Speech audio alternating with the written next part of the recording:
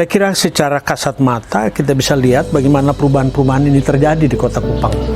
Kalau dulu Kota Kupang sangat gelap ya, saya kira sekarang Kota Kupang sudah terang benderang. Jalan yang sudah hot mix saya kira di Kota Kupang cukup panjang sekali, hampir semua pelosok tempat. Bahwa begitu banyak jalan yang baik, bahwa masih ada wilayah-wilayah yang belum terkena pekerjaan-pekerjaan jalan, perbaikan jalan, tentunya kita pahami bahwa kita punya keterbatasan. Tetapi keterbatasan ini dijawab oleh Pak Wali Kota dengan terus membangun relasi bagaimana mendukung pembangunan infrastruktur yang ada dengan keterbatasan dana. Kita lihat bagaimana dukungan pemerintah pusat, ya, dukungan pemerintah pusat dalam rangka menyiapkan berbagai infrastruktur yang merupakan kebutuhan masyarakat. Ya, sebut saja kebutuhan untuk air bersih. Kita paham sekali bahwa Kota Kupang punya permasalahan utama berkaitan dengan tingkat pelayanan air bersih. Nah, oleh sebab itu Pak Wali Kota telah membangun hubungan yang cukup baik dengan kementerian dan direspon oleh kementerian yang cukup bagus sekali. Kita bisa melihat misalnya bantuan terhadap pembangunan penyiapan air baku, air bersih, terbangunnya kali dendeng, dan bukan cuma itu saja, juga bantuan-bantuan pemerintah pusat menyambung sambungan rumah dan segala macam kebutuhan air bersih, ya.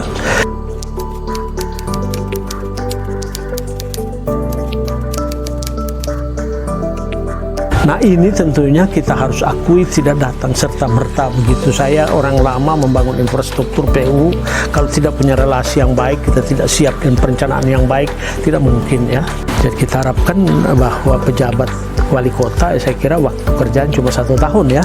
Tetapi landasan sudah dibangun oleh pemerintah yang lama, saya kira tinggal dilanjutkan. Karena apa? Saya lihat pemerintah transisi ini kan tidak punya rencana pembangunan sendiri, rasanya tidak punya. Kan tugas dia menyelesaikan rencana RPJM yang sudah ada, lihat apa-apa yang masih kurang, melanjutkan itu, mengacu kepada RPJP yang sudah ada. Karena masa 1 tahun, 2 tahun ini kita tidak punya rencana pembangunan. Jadi yang mau dipakai sebagai acuan apa? Ya rencana pembangunan yang sudah ada, apa-apa yang masih tersisa, itu dilanjutkan. Karena pejabat wali kota kan tidak punya visi sendiri kan. Yang punya visi misi kan wali kota yang lama, kan tinggal lihat apa-apa yang masih kurang. Yang kurang tadi yang kita bilang, nah kurangnya itu harus dipahami mengapa belum terlaksana. Bagaimanapun juga kita terbatas dalam sumber daya uang kita terbatas, kita mau bangun semua juga kan terbatas kita uang. Tetapi yang saya lihat upaya-upaya yang dilakukan oleh Pak Wali Kota yang lama untuk melihat prioritas-prioritas pembangunan ya sangat bagus gitu loh.